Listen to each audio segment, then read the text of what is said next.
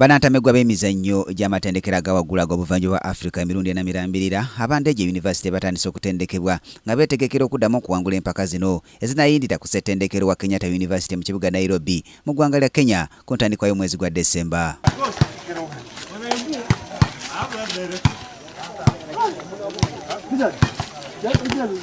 Empaka zino zakwetabwamu amatendekero agawaggulu okuva mu buvanjuba bwa Africa era nga bakuvuganya emizannyo egy'enjawulo okuli omupiira ogw'ebigere, okubaka, woodball, ensero ssaako n'emizannyo emirala mingi.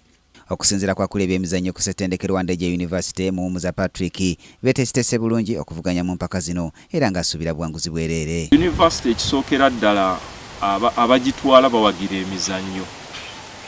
emizannyo basobola okutwala ttiimu nnyingi mu liigi ez'eggwanga ez'enjawulo. Ekyokulabirako basketball tuyinayo ttiimu, volleyball tuyinayo, handball tuyinayo. N'olwekyo bwe tutuuka mu mizannyo gino already abaana baba beetegese bulungi kuba bazannya okuva January paka December nga bali mu liigi. Ettendekero lya Ndejje lyerimu ku matendekero ageegulidde erinnya by'emizannyo era nga lyakawangula empaka zino emirundi ena. Bawangula empaka za 2016 ezategekebwa Lugogo ne bawangula eza 2010 nga zino zaali ku Kenyatta University Nairobi ne baziddamu 2013 nga zino zaali mu Dar es Salaam era ne bawangula neza 2014 ezaali ku Uganda Christian University Mukono. Brian Katende mu byamizannyo, Kingdom TV amalindirire. This is Kingdom TV.